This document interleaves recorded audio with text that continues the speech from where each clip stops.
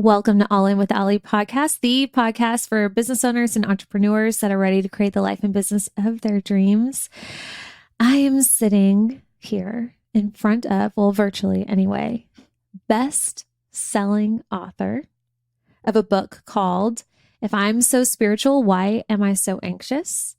Host of the Joy Stone podcast, entrepreneur, coach, friend, and just incredible, lovely human, Joy Stone. Joy, thank you so much for being here.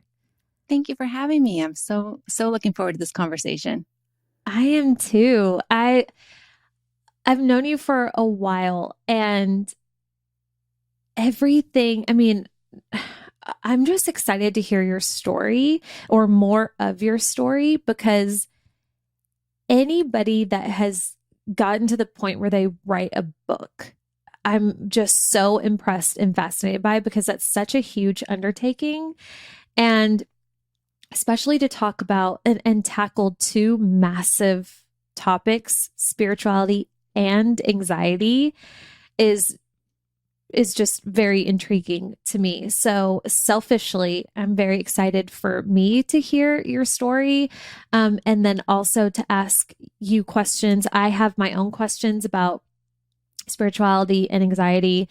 And then I also got questions from the audience as well, which were fantastic. So let's dive in. So first of all, how are you today? I am good today. I really feel good. It was one of those days where I woke up just feeling like life is good. The sun is shining. And I know there's days when we don't always wake up feeling like that, and we have to make a choice in those moments. But yeah, today was a day where I felt good. Things are going good. I just got, spent the last 9 months in your mastermind, which was incredible. And so I feel good. Do you feel like you get affected by the full moon? Let's just dive into spirituality real quick.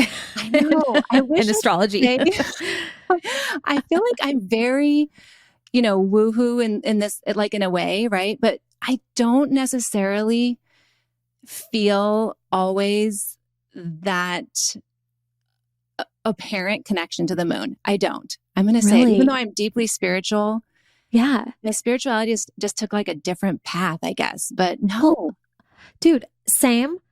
Okay. But here's the thing. I've always, I'm like woo curious on all the things. Like I always have been like a mystic at heart. I want to know, I want to study numerology, astrology, moonology, all, like give it to me all. I'm so intrigued by all of it. And I've always I have books on the moon and, and I've done the things, but I've never in my life been one to feel affected by planets in retrograde or the moon or anything. Never. Up until recently, the only thing that I've ever been affected by or that I've noticed is both of my sons were born on the full moon, both of them. And I think that's interesting. I'm like, that okay, is interesting. Isn't it? I think so. I think it's cool. But other than that, never. But the past 3 months, Joy, it is this week, the week of the full moon. I feel not like myself. Today I feel great. And I think today is the full moon as we record this. Mm-hmm. But like leading up to it, I am a basket case. I'm just like so out of my element, so in my head, so like it feels very PMS-y. It feels very hormonal, very emotional, very just all over the place. I don't know. It's just wild. So random, but I just thought I'd ask. No, it's a good question. And I know I listened to your episode, The Dark Side of Entrepreneurship, I think it was called. Yeah. That title. That was such a good episode. And you shared a bit about that, I think, in there. Did I? Okay. Did I talk about it there? Yeah. I guess it's just on my mind because it's this week, but yeah, it's, and I'm always like, because I've been talking a little bit about it. I'm like, I'm not trying to make stories here for myself and rules that like now every week at the full moon, I have to hide and hibernate and I can't launch anything. I'm not trying to do that, but 3 months in a row, it's like, what the hell is going on? So there are theories, and I just find them all interesting. So I do too. I mean, they're little maps. I think things like that, you know, they're little Yeah, paths, little maps into a lens through which we discover ourselves more. And that's what I I sort of think found so. through yoga psychology and those types of things. And the moon, I remember, you know, I spent 10 years as a yoga teacher. So lots of years in circles and in women's circles and all the things. And I don't know if it's because I'm not that in tune, even after all these years of yoga and the work Hmm. I've done, that in tune with my body as I should be, as I could be, coming from Really? coming from like childhood trauma and the things that we go through. Like I was always disembodied. I felt not connected to Mm, my body. It was a survival mechanism. You know, I would escape reality or so I think the whole like part of my spiritual journey has been coming back home to myself, not only to my inner, like truer, deeper self, but my actual body, like being a person on this planet that matters, that listens to her own body, that trusts herself or feels a connection to something bigger or the moon, you know? whoa, you just kind of blew my mind a little bit because this idea of disassociating, especially with your body, Mhm. this is something only recently that I've been aware of that that's even a thing, and something that I know for a fact I've done because my own, like some childhood trauma and then some things that happened in my 20s. And I've been working on this more than I ever have, like with energy healing and just like doing a lot of the funky work. Yeah. And I wonder if maybe that is why now I'm noticing these things, like these changes and maybe I'm just more in tune to it. You just Mhm. kind of, I'm going to start looking into that. That kind of just blew my mind a little bit because it's not until, I mean, really recently, like the past literal 3, 4 months that I've been really working on this stuff Mhm. to Yeah. release some of this trauma and just baggage that we all carry that just doesn't need to be there anymore. Right. And I think, Whoa. I mean, and you've shared so openly, you've had some big changes in your life, obviously, with the loss of Hmm. your mom and the birth of your son, and shifts in even how you're showing up in the world in your business, some conscious shifts that Hmm. you've made, and all of that. I mean, it stirs things up, and it can also, as it stirs things up, it can bring up those things that we weren't even aware of that are driving us or protecting us. Like for me, when there's big changes in my life, that's when I notice how protected I have kept myself. Like when I'm called to Mm. be more vulnerable or have more emotion or put myself out there, that's when those walls that have in many ways helped me start. It gets scary to let them down. It gets scary to like show up in the way that I need to actually heal or take my life to the next level or be of more service or Mm. whatever it might be. And so I think, you know, you've been really open about some changes that you've gone through and some big stuff. Interesting. Interesting. That is okay. We're going to go back to that. But first, I want to hear your story. I want to back up like because something led you to yoga psychology and being a yoga teacher and writing the book and taking your power back when it comes to the label of anxiety. What does that look like? Take us as far back as you want to go. Well, you know, I'll go way back because I think it's important for the context. I think it's such a good question to lay the Mhm. foundation for this bigger conversation that we need to be having I think, you know, as a global community about anxiety. So the context is that I grew up with parents who were very young. My mom was very young and my dad was actually older, but he was only 27. My mom was 18 and they were homeless. They were two homeless people that met and were hitchhiking across the country and, you know, just got pregnant along the way and Wow. had me in the middle of their chaos. And they were running from things in their lives. You know, they both had trauma in their childhood. They had dysfunction and alcoholism and drug addiction in their childhood. And so I was born to that. So immediately there was instability in my life. Immediately there was chaos. There were no boundaries. There was no structure. And there was a lot of addiction, a lot of drugs, alcohol, living in parks, eating dog food. I mean, there was nothing. Oh, Like we were poor and we lived on a school bus for a while. And then as I got older, my mom and my dad separated. So just to fast forward, there was a lot of abuse. They separated. And I went to live with my mom, and she fast forward met another man, and I had a brother who was 10 years younger than me. And I remember at, that age thinking, well, things are going to change because now my mom is having a baby and she's going to have to stay home. We're going to be this family, but it wasn't like that. So my mom also had an alcohol problem, and she would stay out at night drinking, and I would wake up, there'd be no one there, sometimes for days. And I'd be with this little baby, 10 years old, like panicked, not being able to go to school. Or when I would go to school, I felt so different and so like there was this big secret. Because first of all, no one could ever come to my house. We lived in this little one. I didn't even have my own bedroom until I was 11. So it was crazy. And we were adjacent to a tavern. I mean, I would walk the streets at night looking for my mom, knocking on bar doors. So it was chaos. And fast forward is I had this drive in me, though. I had there was something in me from as far back as I can remember that I knew there had to be a way out. There had to be something different. But as a little girl, I didn't know how to articulate that. I couldn't make choices for myself. So I was sort of just surviving this environment that I was brought up in. Yeah. And so when I got into high school, and this is part of my story that I never shared for years. I would never share this part of my story because I felt such shame around it. But I actually had to leave high school because I could not. Now I went back, and I actually went back and continued on my own, and I'll talk more about that later. But at that time, it was so hard for me because I was that little girl that wanted to go to school. I loved school.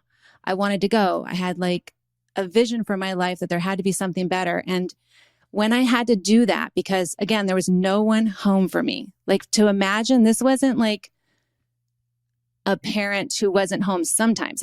This parent my mom was pretty much absent because she was really highly affected by alcoholism, gone. My dad was gone. That stepdad that my mom had married was gone. It was me and this little baby. And to the point that he called me mom. So there was just a lot there. And I started to feel a lot of shame, a lot of guilt, a lot of fear, a lot of anger, a lot of resentment. And when I was 18, I'll end here and we'll go to the next phase of this. But when I was 18, I did move out. And I remember I had such guilt about leaving my brother. And I thought, when I move out, I am going to take my life back. I'm going to make something of myself. But what happened, and this is what I write about in the book, is that even though I left that environment and I had this strong will, and I told myself I would never drink like they did from the ages to 18 to 24, I struggled with alcoholism myself, or alcohol abuse or heavy drinking, to the point that there were consequences in my life. And there was a lot of confusion around that. And so at 24 is when I hit a real bottom in my life and started my spiritual journey, where I started to really find myself and seek out people and teachers and things. But it was through hitting this bottom.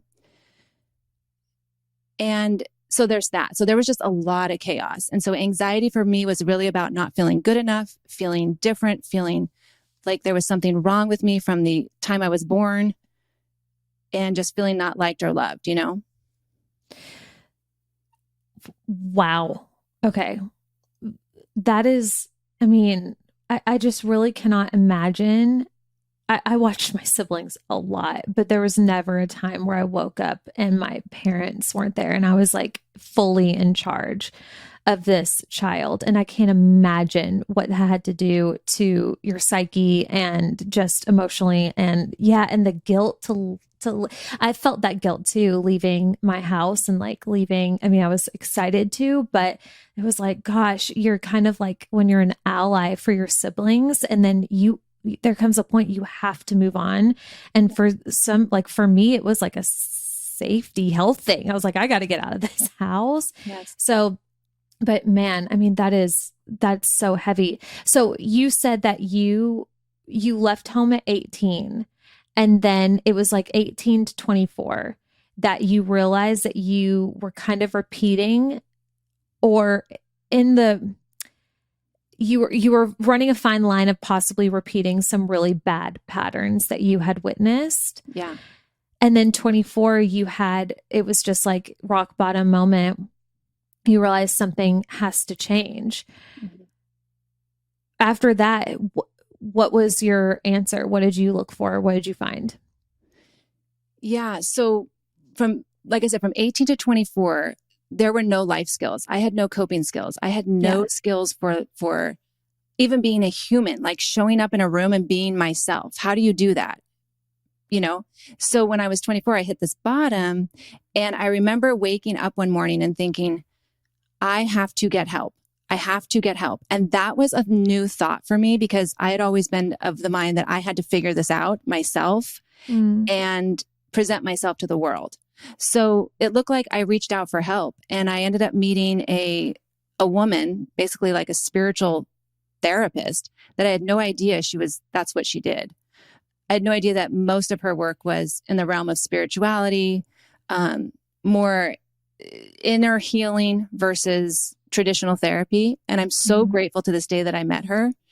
And it was through her that I started to hear things like, there's more right about you than wrong, and I had never heard anything like that. I always thought there was more wrong about me than right. And I needed to fix those things that were wrong so that I could be loved or I could be successful. I needed to figure out what was wrong with me and fix that. And then I was going to be okay, versus there's more right about you than anything wrong. And I started to hear things from her like, life is happening through you and not to you. Now, mind you, I'm 24 years old. I'm like, did not hear these things at all growing up. Yeah. Didn't even know what they meant. And these were huge concepts, but she was starting to help me unpack them. And she was really honest with me, because I would constantly show up in these sessions as, and this is going to sound kind of radical, but as the victim. Even though I was victimized, even though there were things that happened to me that were wrong. And, during my childhood, there was all kinds of abuse that I didn't even talk about, right? Like there were things that happened. And she was trying to help me get out of this mindset of this victim mindset, that I needed something in my past to be different for me to be okay today, for me to take my life back, not to be okay, but to take my life back and move forward. Because I was Say stuck that on this. again. Hold on. What does that mean? You needed something in your past to be different. Yeah. So when we think about trauma is not about the past. It's about how my brain and my body has organized itself to see present moment or see the future. So my brain and body had organized itself in survival and victim, that I would only be okay if I could be perfect, not rock the boat, if no one was mad at me, if maybe I did something different, people would stay around me and love me. So I kept going back to the story of, why didn't my mom show up for me? Why wasn't she there for me? Why did my dad leave? Like if only they hadn't done that, I could have a better life. So I was still in the mindset that because of things that happened to me, I couldn't really be the person I wanted to be. Do you know what I mean? So because you're trying to avoid repeating the pattern and experiencing abandonment again. Right. It's almost as if I'm saying that my past has already set the stage for my life. Like, yeah, because I grew up like that, now I'm not as good as other people, and I can never be as good as other people.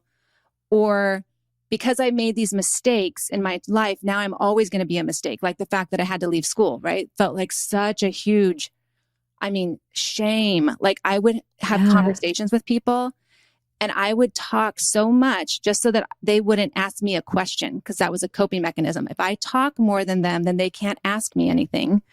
So it was more like I'm not a victim, and I had to shift the story to that. Just that next stage was like, I survived something. And from that survival, I can start to move more into that thriving realm. But I had to get out of the mind of victim mindset, which basically comes down to that when we're in that consciousness, we think that our power comes from something external, but our power comes from something internal. So we're not denying that the circumstances happened or that the thing happened, but we're denying that our power resides in those circumstances. And I was giving my power to those circumstances. And I kept going back to those. It didn't mean I have to process those circumstances or make peace with them, but I didn't need to make my story built around them in a negative way. And so she started to help me redefine who I am and what my past was going to mean in my life moving forward. And this was all at age 24? Yes. So 24 to 26 were huge. Wow. growth that's so stages for me. young. I feel like that's so young to start understanding like such huge. I mean, probably older than 30 when I started realizing these things. I mean, I can't imagine being that young. Was it hard to hear at first when she's telling you, hey, you don't have to be the victim of this? Because sometimes I mean, you are a victim, you were victimized, right? So, what was that like when she's like, hey, you don't have to wear this title anymore? You can look at life differently. Was that difficult? It was really difficult, and I would get really angry. And again, I had a hard time processing any emotion. So I was pretty much, I had one emotion, and it was anger or resent. I had Mhm. this really tough exterior, even though inside I was like this wounded little thing, scared of everyone. But yeah, I had a really hard time. And that's when I found yoga is when things started to change for me. So she was a catalyst, and I spent many, many years with her. Even though I would go on to other teachers, many, many years talking with her and working with her. And she was such a central part of my healing. And through her, I got introduced to some of the teachings of Patanjali from yoga, the Yoga Sutra. And that led me into a whole other path. But yeah, it was really hard. It was really hard to make that shift that I wanted, because what happened is I wanted someone to blame for where my life had gotten at the age of 24. And I just wanted everyone to know that it was their fault. Do you know Yeah. what I mean? I just wanted Yeah. to scream from the top of the mountains, like it's their fault, not mine. And although they had a huge piece in that, if I kept screaming that, I mean, she was hearing me. She was saying, yes, they definitely have a part. And if you want to be set free, you have to change the part that you can change. And that is such a huge, when we talk about healing or growth or expansion or all these things becoming who we want to be, that's the piece. And I've heard this saying where it says, I may not be 100% responsible, but I'm 100% responsible for the 10% I might own. Whatever Mm. percent I own, I have to take 100% responsibility for it. And where she was trying to get me to, which I finally got to with her, is that I am responsible for how I am allowing that past to affect me in this moment. I can't change the past, but I can begin to consciously choose how I'm going to let it impact me in this moment. And that requires massive responsibility, massive, Mm. massive, willingness to take responsibility for our life to the degree we can. And that evolves over time. Yeah. But I wasn't even willing to do that at the beginning because I was in that total phase of blame. You know what I mean? In anger that I needed to move through. You got to move through that. Yeah, Yeah. but it's a scary thing when you realize, wait, wait, I have more control than I realize. And this requires me to take responsibility for my part in this and how I continue to move forward. And I had, a very similar realization, like, okay, this isn't no long this is no longer serving me. And what I'm doing right now is like, they didn't make me do that. I'm in charge of, so Yeah. that's why I asked, like, wait, you're doing this at 24? Because that level of responsibility and taking that, like, is a profound moment in people's lives when you realize the power that you do have. And Yeah. okay, so it's so powerful. So you go through this awareness, and then you find yoga. Mm-hmm. And what was that like? Because I still I've taken yoga, but I certainly haven't immersed myself in it. And you're such a believer, so I'm really excited to learn about this. Yay, this is my favorite thing to talk about in the whole world is yoga Yes. psychology. And just to say that from the time that I was, in my early 20s all the way up until I found yoga in my 30s, I had managed to make it into this career. I got a job and I worked my way up into this career that I was director of sales for Fairmont Hotels and Expedia. It was weird because you know how the world, when you put one foot in front of the other and you just show up and you do the thing, you never know what's going to manifest for you. So somehow I'd gotten into this career that looked so great from the outside, but inside I was not thriving. It was my security, and it paid well, and it had all the bells and whistles, and I traveled all over, but it was not what I knew in my soul I was meant to do. I just had that feeling. Mm. And one day I woke up, and this is why I share that, because one day I woke up, I did not do yoga. I did not practice yoga. I was not embodied. Remember, we talked about that earlier.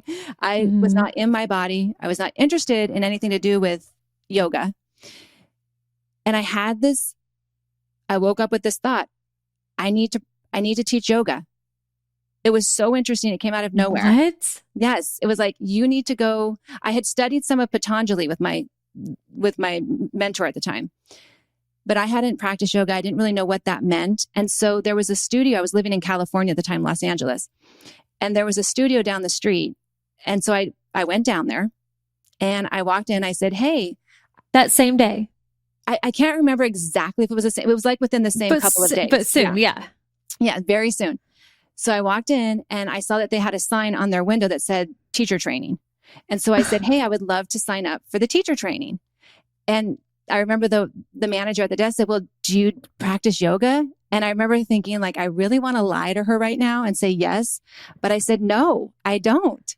But I'm just really interested in taking this training.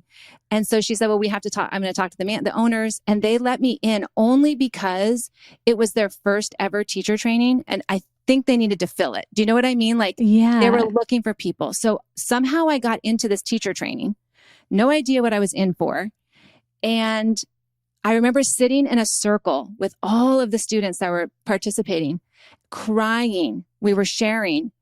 And it was the first time in my entire life, that I ever felt at home in my body, that I ever knew in my soul that I was on my path. Like, I felt it in my bones.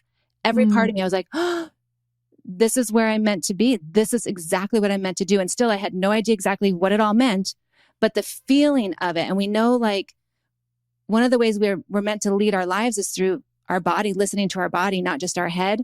Yeah. And I'd never had that feeling before, like I belonged. And so through that teacher training, it led me to this 4-year journey of getting certified in this intense modality where we learned Sanskrit, we learned philosophy, we learned the psychology of it, the postures, the breathing, the mindfulness, everything. And it was changing my life. And one day I just said, I'm done with my career, that other career. And I left it to go teach yoga, which was so, like, people were like, are you crazy?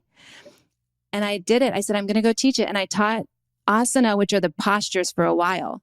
But it was the psychology that really had me. Like, that was it. And so I started teaching these little psychology circles, yoga psychology, in my home. And then I built it out into other programs. And then I ended up in this positive psychology program. And I started to see that the similarities between what Western science is proving to us about happiness and flourishing and what yoga psychology has been telling us for thousands of years. And so I started to merge that, and I started to heal my anxiety on a whole new level through these lenses, through these modalities. And I started to share it with other people. Okay. So how much time has passed since you walked into that yoga studio and decided you wanted to teach, having never even done yoga, and then starting to teach the yoga psychology? Okay. So 2005 is when I walked into that yoga studio. Okay. And in 2012 is when another sort of, like, bottom happened in my life.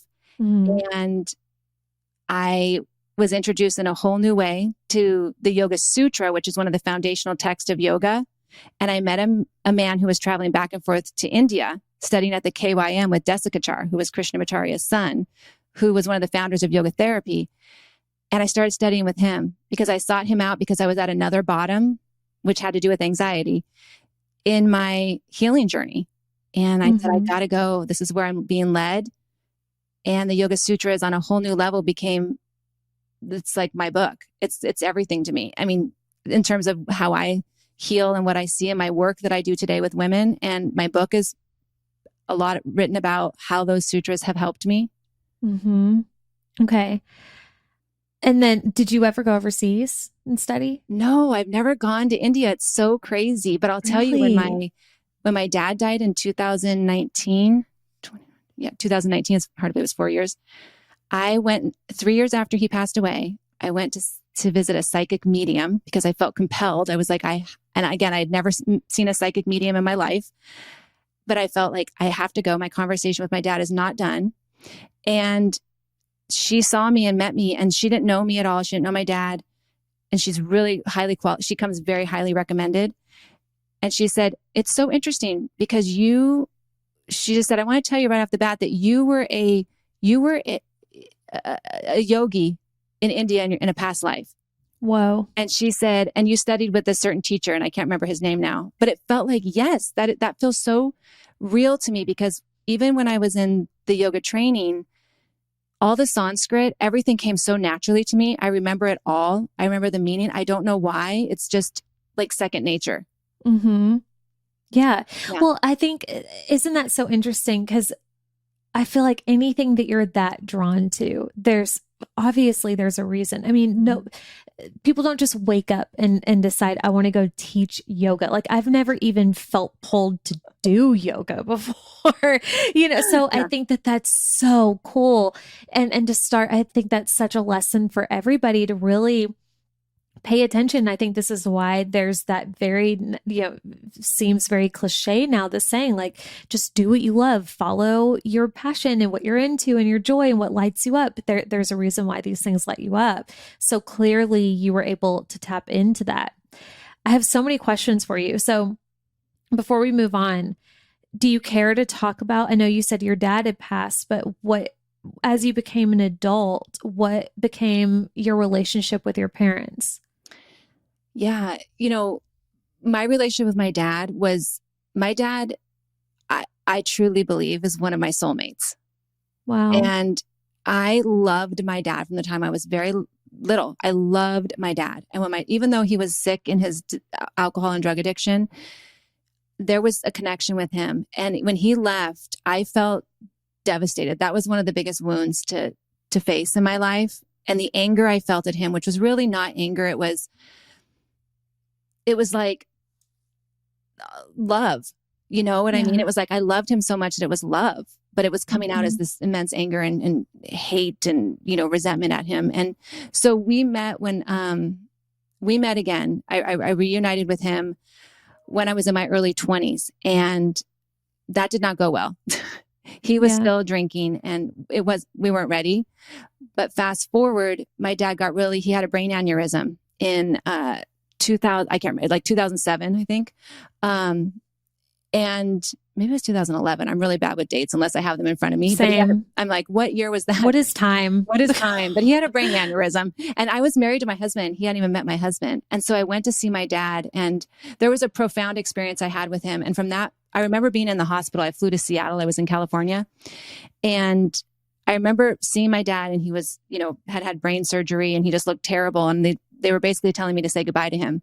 Wow. And I went outside, and I remember thinking at the hospital, if I don't heal this resentment, if I don't alchemize this anger, it stays with me. If my dad dies today, it stays with me. It's mine. And that's what I got on a whole new level. So I think everything, like we talk about in spiritual life, is that everything is our teacher. Everything is auspicious. Everything can work for us. And my dad's relationship, it was like, I think we were both here in a way to wake each other up, to help each other in some way. So fast forward, my dad survived that. And until he died, we had the most amazing relationship. We rebuilt our relationship, and I was with him up until he died. And I mean, it was profound. So that's a whole other thing, but it was a profound healing relationship. And yeah, and he healed. And we had moments where we had these deep discussions and these deep conversations about, his childhood and why he was the way he was. And he would look at me and say, how did you turn out like you? Like, how are you when you had parents like us? And he was, and I would say, how did you turn out like you when you had parents like you had? I mean, it was amazing to see the journey. So that was an incredible healing journey. The relationship with my mom is a little more complicated. My mom's still alive, and we see each other several times a year, but it's just more complicated. And I feel I'm still figuring out what that lesson is for me. Honestly, I do my best. She's probably the woman in my life that can trigger me the most, bring up that stuff. And I don't always act my highest with her. And I think that is still okay, because that gives me something more to share with the women that I work with too, this is not about perfection. It's about continuing to peel back the layers, So my relationship with my mom is still it's a work. It's a work in Yeah. progress, hopefully. Yeah. I mean, everything you just said is exactly what I would say about my relationship with my mom. Mhm. And one of the regrets, I mean, what you experienced with your dad when he was in the hospital, and to realize, like, if only I had had that level of awareness before my mom had passed, of like, if you don't alchemize this anger, it's with you, because I feel very much like that's what I'm dealing with right now, Mhm. because I didn't have the time with her, and I wasn't smart about, because you always, you know, saying you think you have more time. Yeah. So I never got to alchemize that and to do something with that. So now I feel like it's in me, and that's why I'm like, okay, how do I get this out? What do I do about this? So unsolicited advice for me would be like, be proactive with that. You know, you know more than anybody else, and you experience this with your dad, but trust me, anybody who understands like dynamic with mom and the triggering, and I mean, I'm like sitting here like my hands are just going crazy because like I feel it, and it's such hard work, right? And I'm so curious what your thoughts are with this too, because what I'm starting to understand, again, a little too late, unfortunately, is all the things in my childhood that I struggle with. And I'm like, why did that happen? Why did they let that happen? Why couldn't it have been differently? It made me who I am, Mhm. everything. And Yeah. I love who I am. Who I am is a badass. Who you are is a badass, right? Like we can Yeah. handle anything that comes our way. And look at like now the parents that we get to be, and we get to break these cycles, and we're doing that. Yeah. So it's like this awareness, and what you just said of like they're the way that they are because of their upbringing, and it was a different time, and you just, not everybody understands that cycles can be broken, and have the opportunity to hold the mirror up and take control like we are. So how, you know, now with this added layer of perspective, how do you feel about your upbringing? Yeah. You know, I feel the same as you. It's so complex and it's so Mm, layered. And because we have this human side of us, like, yeah, we are spiritual, and I'm so deeply immersed in spirituality, which I think is just a deep dive into who we are beyond what we see in the mirror. But we are who we see in the mirror too. And we have this conditioning from the time we're very, very young. And mhm. so it's peeling that back. And for me, I think about my childhood as it's auspicious. Everything is part of, let me say it this way. In yoga psychology, there's a lens that's called tantra. You might have heard of that Yeah. word. And tantra What does means, it mean? it's two parts. It means to weave or to loom.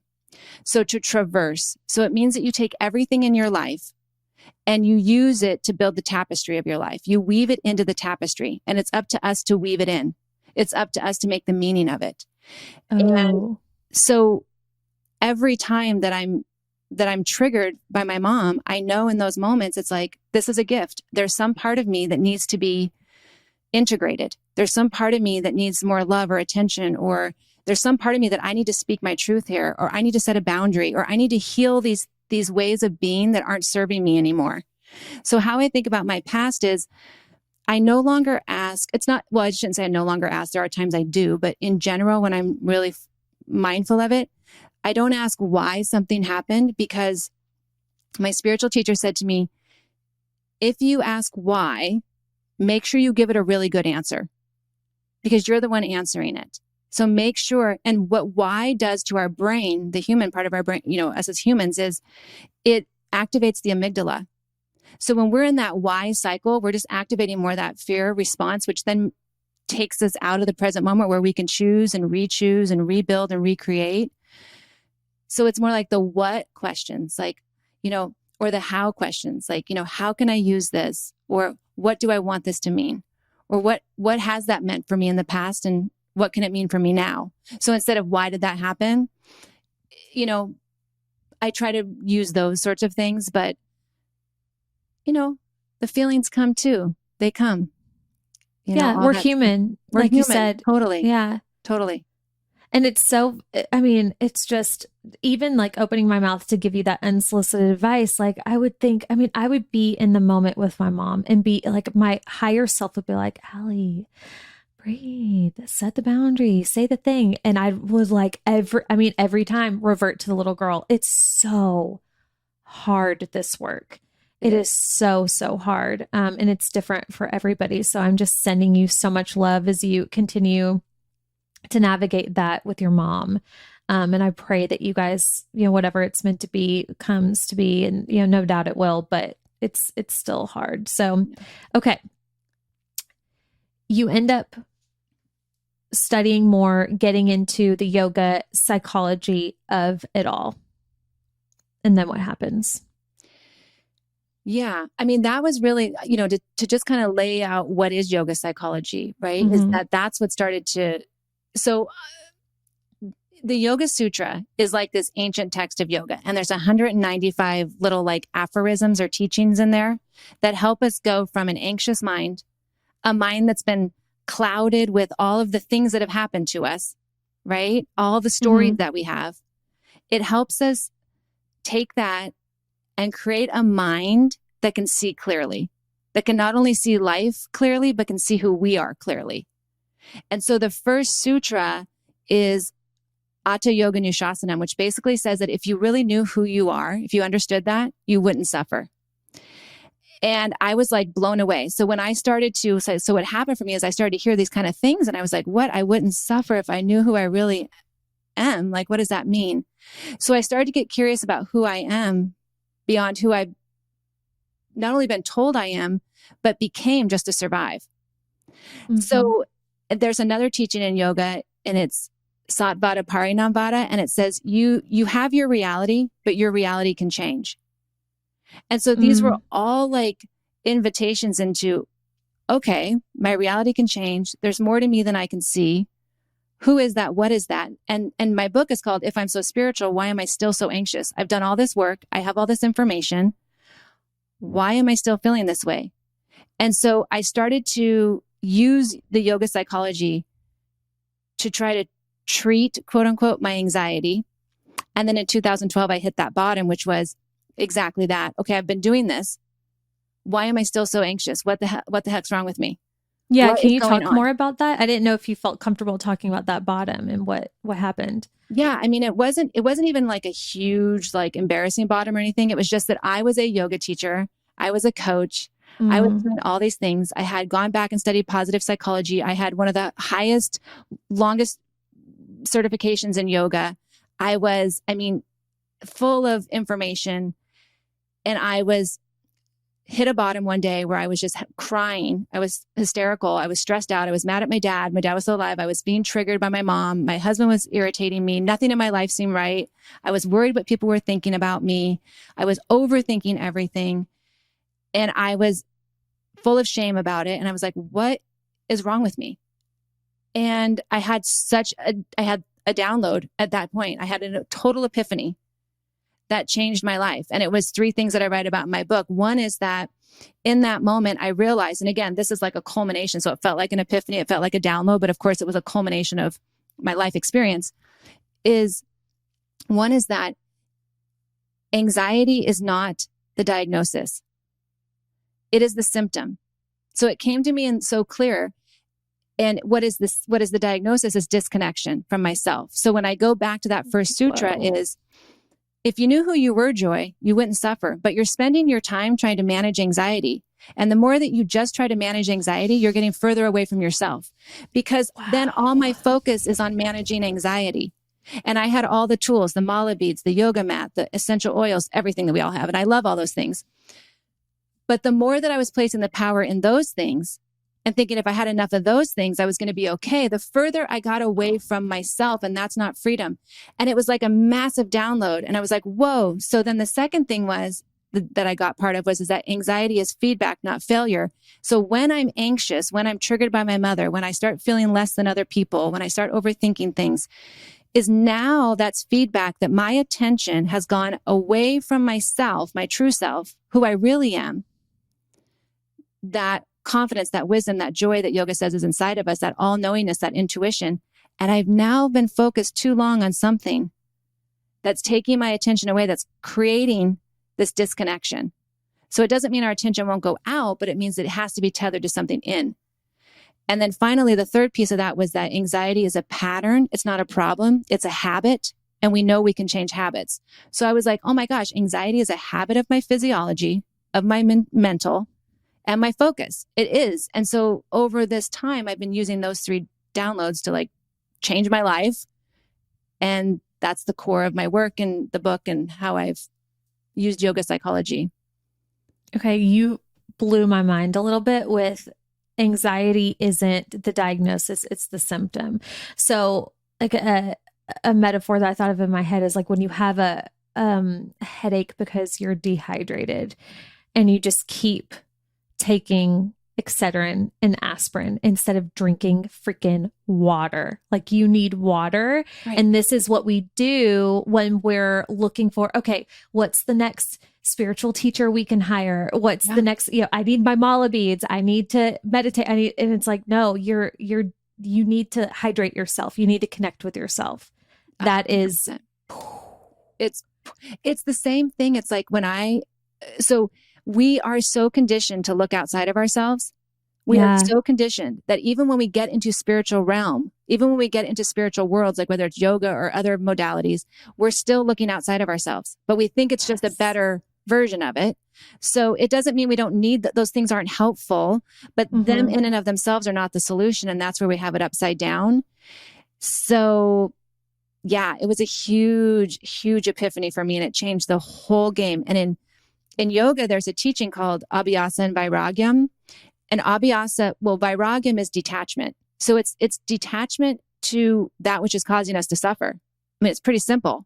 It's like, okay, if these thoughts are causing me to suffer, if this belief doesn't feel good, we have to learn to detach from it.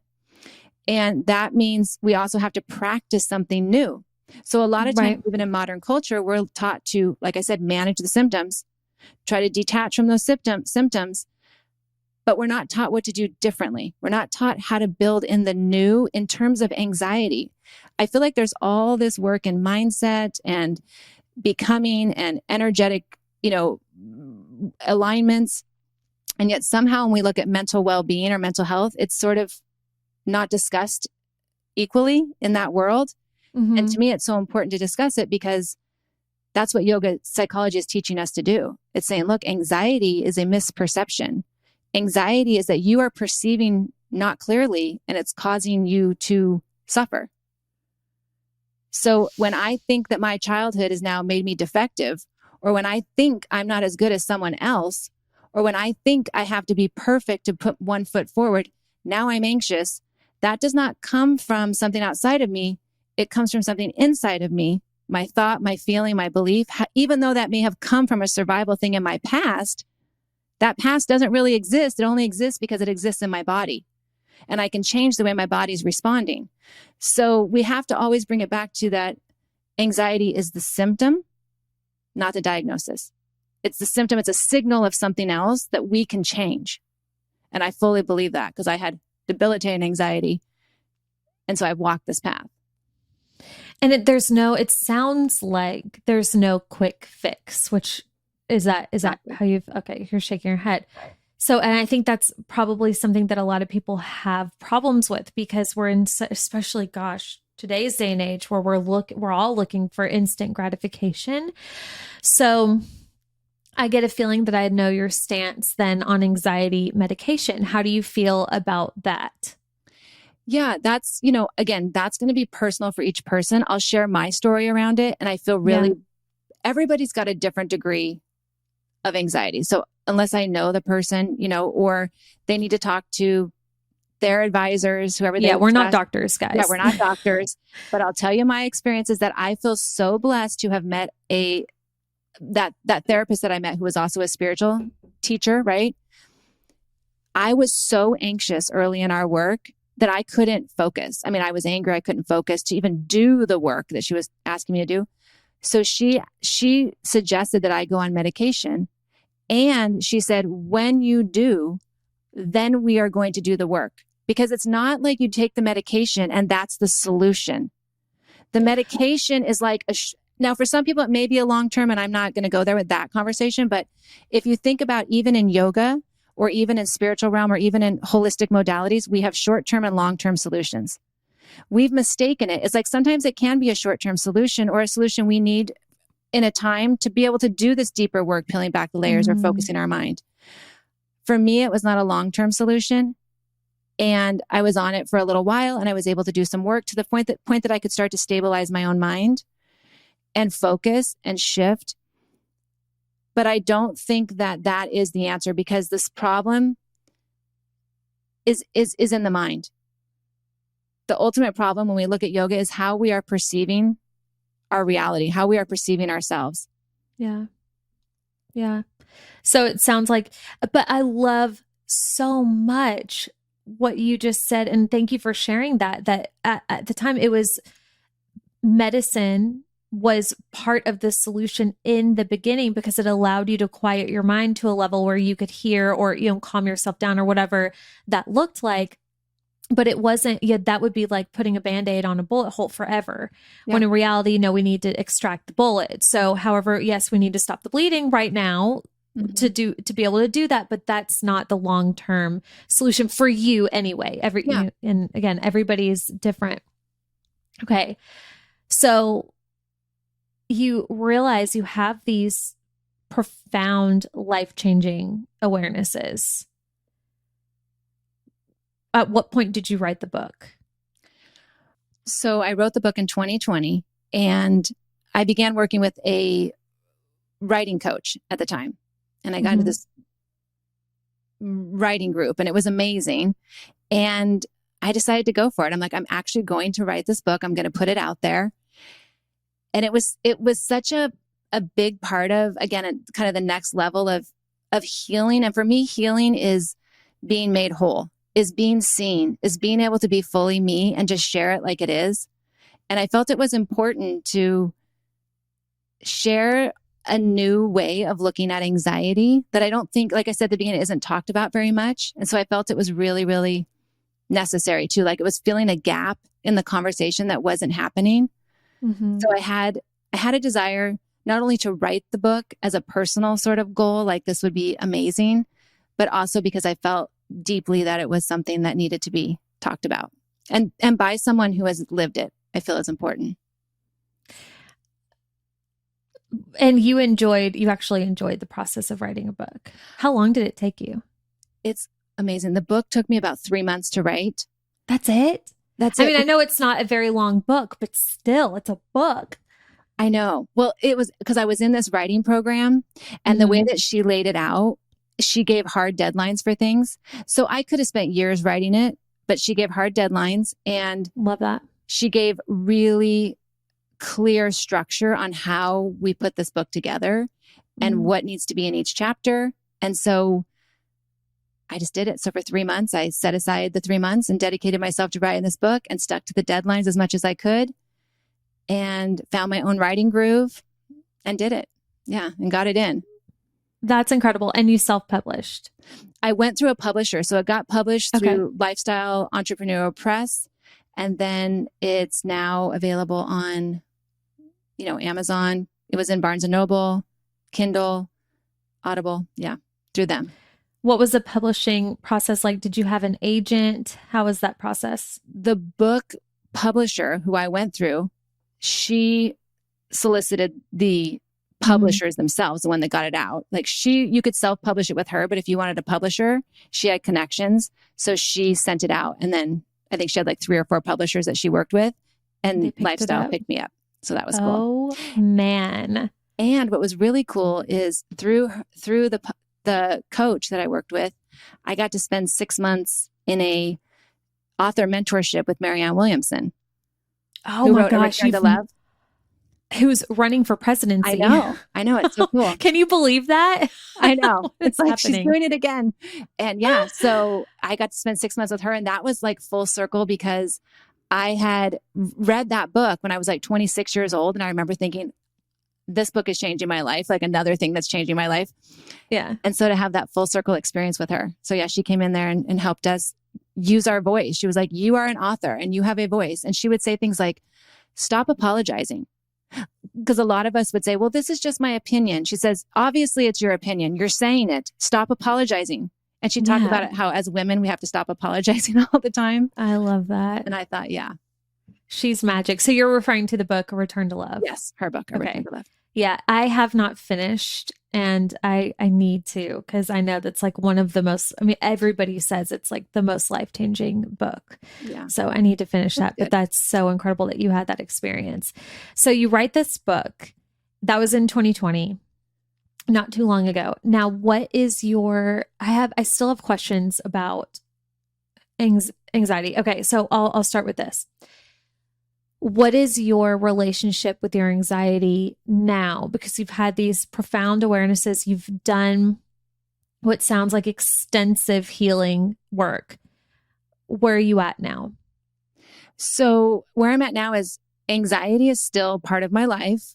I still experience anxiety, but anxiety to me is a messenger. So I see it as a messenger. I see it as feedback. Like I said, I see it as something that, you know, if you look at even in A Return to Love, that book, you know, Marianne Williamson, and she's speaking of a teachings called A Course in Miracles, which has its own lens. But she talks about how there's either like fear or love, right? Yeah. So we're always going in one direction or another. And when I'm in anxiety, I know that I have in some ways gone to sleep. Okay, because I'm falling back into my old unconscious patterns or a default belief. Because if I were really choosing, I wouldn't believe the thing that's making me anxious, or I wouldn't focus on the thing that's making me anxious.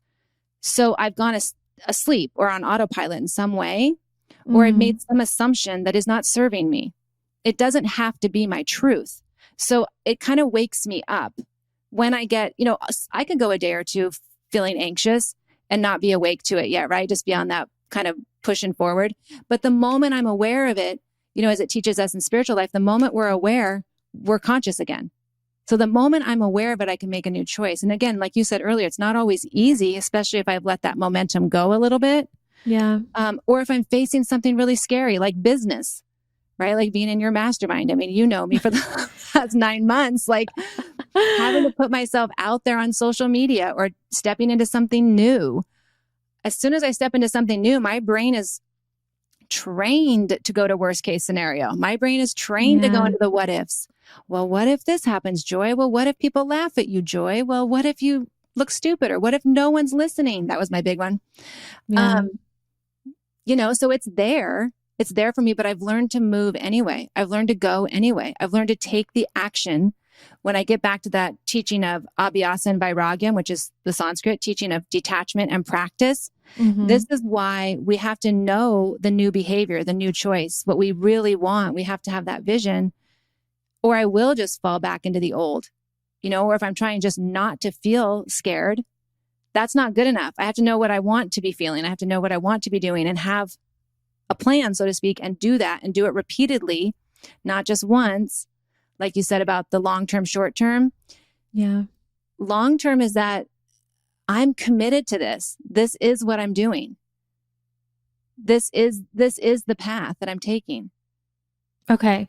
So yeah, that was going to be one of my questions, because you said that's, you know, a big point of discomfort and anxiety is like, it's this disconnection and this attachment to these old pattern way of thinking. So we need to disconnect from that. But that, I mean, if only it were that simple, right. Especially, and I love how you brought up the point of momentum, you know, when you've been thinking one way, in some cases your whole life, or in other cases for even just a couple of days, to have that awareness and then change. Like you can't do it a lot of times on a dime. So what you're saying, because that my question was like, how does one actually go about the act of disconnecting from these anxious thoughts? How would you, like, can you give an example of what that would look like? Okay. So let me give context really quickly, and then I'm going to give the example. Okay. So if we go into just quickly, to give this context of yoga psychology. So yoga says that first and foremost, if you knew who you were, you wouldn't suffer. Okay. So Okay. if we're going to say like, okay, how do we turn this on a dime? Like, we can't just turn this on a dime. Like, how do I turn this around? Well, it's not going to be, most people think, okay, in the moment, I'm going to fix this. No, it's like before the moment. So you have to first believe something new. I have to either believe, am I broken, something I need to fix? Well, if I believe that, my life's going to get a lot harder. Or do I believe, as the first teaching is, do I believe that I'm whole and complete and there's a place in me that's free, that's not anxious? Do I believe that? So these are fundamental things that I had to start asking myself. Do I believe that, or am I willing to believe that? And so what that teaching is telling us is that I cannot get away from in yoga a daily practice. This does not mean I have to do an asana practice or go to a yoga class. It means that to switch this momentum, to change this pattern, I now have to, or I get to, or I choose to have a daily relationship with myself, that I'm going to have a practice where I am going to be in abhyasa. Abha means to be in connection with the most intimate part of you, that I'm going to get to know the part of me that's not suffering. And this is where it gets ineffable, because a lot of times we're like, what is that? Because we're not taught from a young age, most of us, that there's this part of us that's free. But I'm saying that part of the solution is that we have to get to know that place, not just in the moments of fear, but every day be in a habit of having some sort of a practice where we're connecting to the feeling of the freedom inside of us, to the feeling of the wisdom inside of us, to the feeling of the abundance inside of us, to the feeling of the all-knowingness inside of us. We've got to get to know that part of us that we can't see. So if we're not doing a daily practice of that, and part of that daily practice is, which I'm going to give you the example, the tangible of what I had to do, is practicing feeling the way I want to feel and doing the things I want to do. So does that make sense, that part though? Yeah, it 100%. Yes. Yes. That's key. That's number one. Okay. So then it gets into where when I was teaching yoga, and this is a very specific example, when I was teaching yoga, I would go in front of the class and I would immediately feel like no one cared about what I had to say. Okay. I would stand in front of those classes and I'd be like, I do not know why I'm doing this. All my triggers would be flaring up. I'd be reading people's eyeballs like they're bored. They do not like what I'm having to say. They're not understanding me. This was like a loop in my mind. And so I went to my teacher and I was like, oh, I just want to feel confident. I just want to feel confident in front of my class. I just want to feel like, confident, like Tiffany, like this other teacher that I would see. And he would say to me, I have no idea what you're talking about. And I would say, well, I want to feel confident. He'd say, I have no idea what you're talking about. That's vague and abstract. Like basically confidence can mean different things to different people. So he was like, how do you want to feel when you walk in that classroom? How do you joy want to feel? Confident is a word, but it's not the word. You're not going to walk in and feel confident. You're going to feel certain feelings. You're going to think certain things. So he started to get me down to get more specific about how I wanted to feel in that class when I walked in. Well, I want to feel like everybody's happy to see me. I want to feel like people are excited that I'm their teacher. I want to feel like people are, when I share something, that they're leaning in to listen. Like I wanted to feel like I matter. I want to feel like there's ease in what I'm saying. I want to feel like when I say something, people just get it right away. Like whether that's true or not, I want to feel that way. And he would say, okay, so when you go into the class, you are going to feel the anxiety. You are going to feel that doubt. You're going to feel that everybody's thinking that you're not making sense or they're bored. That's going to be there. But you have to start to give your attention to now this more concrete example of how you want to feel. And when you walk in, you have to practice feeling that way, even when you don't really feel it yet. So when we talk about how do we overcome anxiety, yes, we can take 3 deep breaths. Yes, we could do all those things. That's to bring us back to a state of balance, just like maybe the medicine would do, so we can do the work. So the work is, I have to practice being different if I want a different experience. And we know this from other things, and anxiety is no different. So I would sit there and I would have those thoughts that people are judging me. This is not making sense. And yet I would imagine and I would lean into and I would feel into and I would stand and walk and talk and breathe like somebody who owned the room. Okay. So we don't wait. It's not success only when that old feeling is gone. It's success when we show up as in the lane that we want to be in. Do you know what I mean? So we don't have to wait for that old feeling to be gone. Anxiety, when it comes up, is not a signal that we're failing.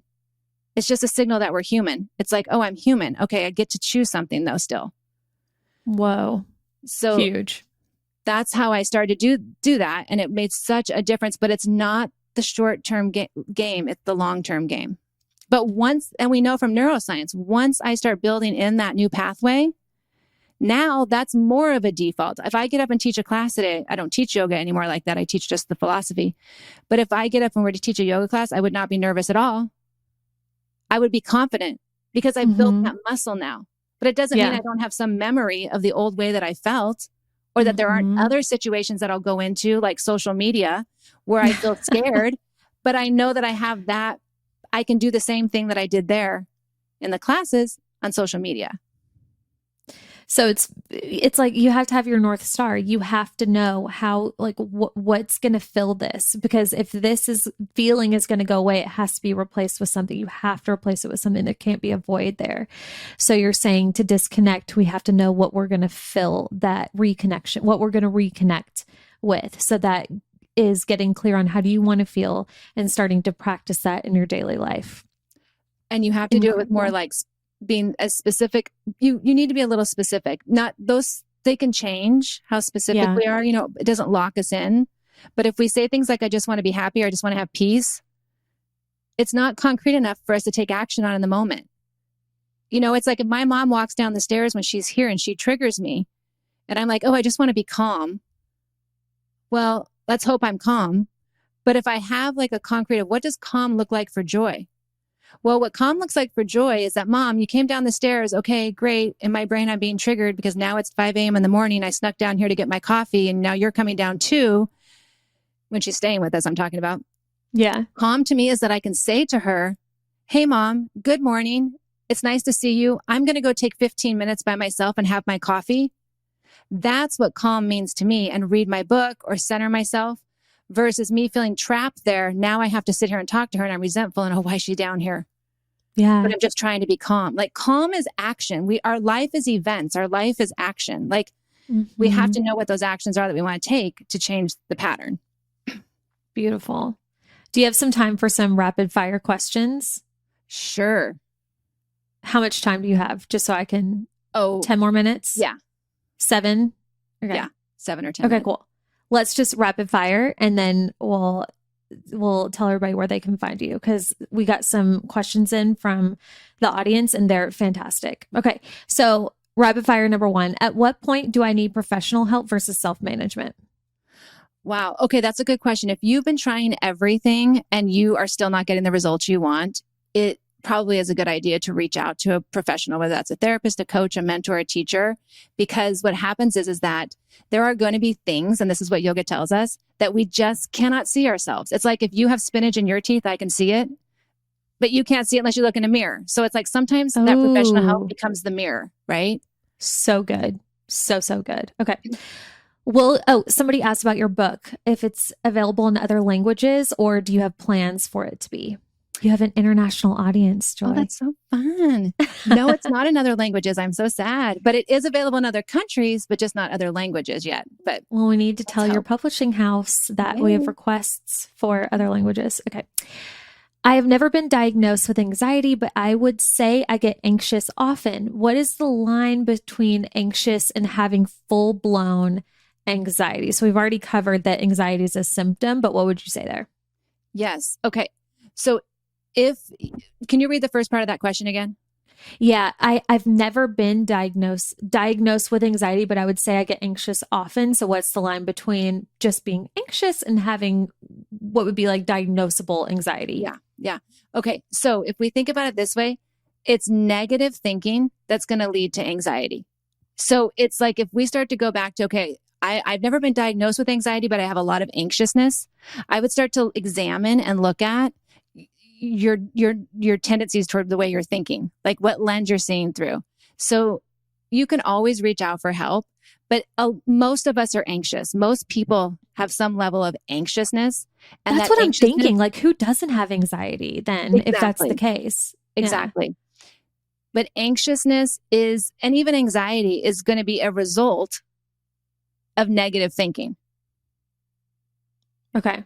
So It if will you're be. thinking negative all the time, then it's fine. We don't need to worry about the title, but it's time to like start looking at that. It's time to start looking at that because there is like, it's not anxiety. So if you go to like if you go to a doctor, for example, and they'll be like, yeah, well, you're thinking negatively because you have anxiety. No, I'm Mm-hmm. thinking of anxiety because you're thinking negatively. You see the Mm, difference? So you have anxiety, therefore you probably worry. No, you're worried all the time, so therefore you have anxiety is what I'm saying. got it. So we have to look at that and flip that. So start to look at, are you overly worried? Are you comparing yourself to others? Like, what are you focused on? Kind of get curious about your thinking because your thinking is what's causing it. It's what's causing it for all of us. Yeah, it's all of us. All of Yeah. us need to do this work. Okay. That's all the time that we have because I want to let you go. But I know everybody's gonna be like, where do I find you? So where can we find you? Where can we find your book? Give us those details.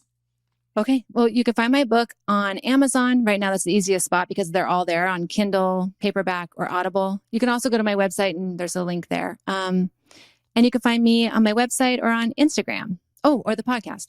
Yeah. And your podcast is Joystone Podcast, the Joystone Podcast. And you are at, I think, Joystone Coaching, correct? On Instagram. Okay. I'm going to link it all. So Yeah.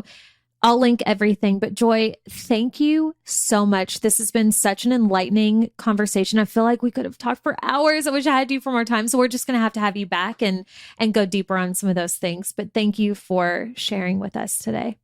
Thank you for having me. I loved it. Thank you, Allie.